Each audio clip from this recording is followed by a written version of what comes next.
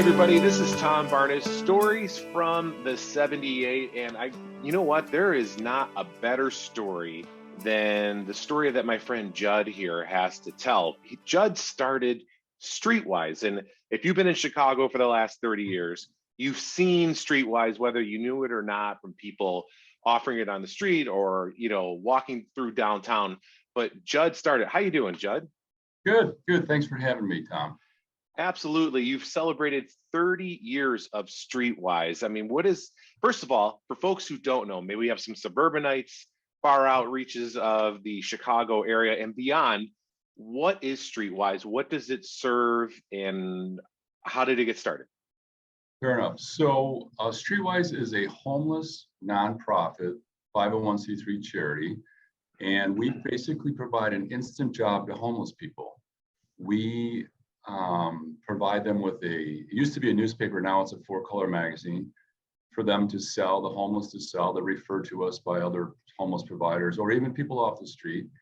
And they walk in, and after maybe 3 hours of training, we send them out and they sell this magazine, and they make money enough to, hopefully get a place to live and work.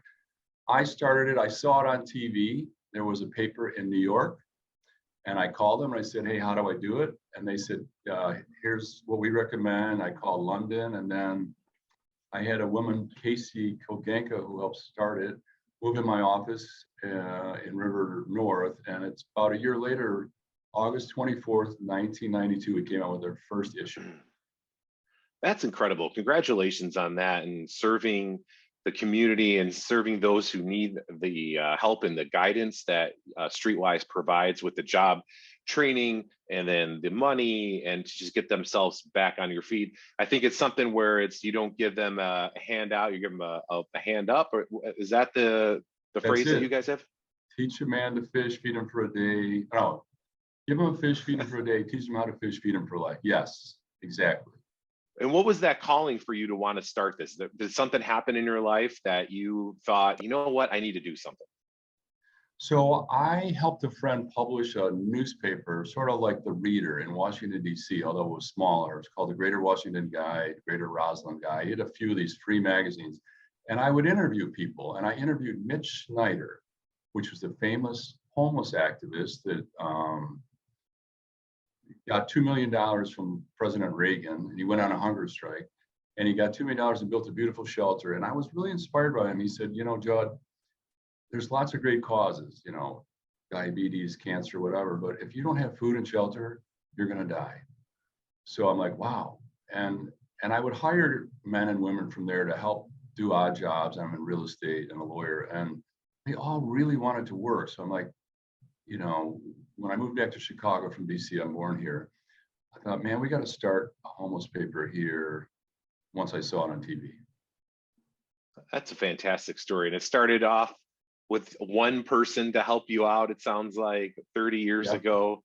And here you are now, and you've adapted with the times, like you were saying earlier, it's not a newspaper on the street anymore, it's more of a magazine versus what it was back then. That's incredible to continue that journey through the digital age, that you found a way for people to still relate to the product, and because you need something to sell, right? You can't just sell NFTs, right? Like these guys can't, they figure that out just yet. So you have to have something physical to sell.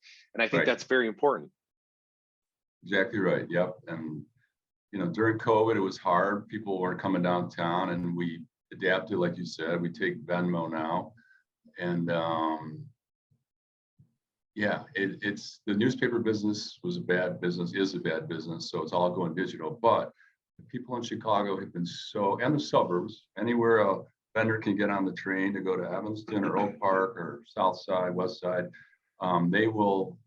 they're entrepreneurs, and they're ingenious. They will figure out a great spot in Michigan and Ohio to sell the paper where it's busy. And the people in Chicago and this Midwest have opened up their wallets and been really, really good to them.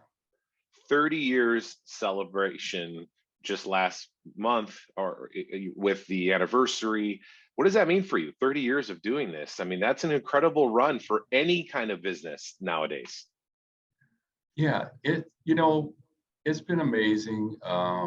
We started it, we didn't think about longevity. We thought about helping these people who really need a job. And, if you have a felony, it used to be there's no way anyone's ever going to hire you. Well, now with the job market being tight, it's a little easier, but still, it was hard for people who really wanted to work with a felony to get a job. They'd go work for a place. They wouldn't tell, if they told the truth, they wouldn't get hired.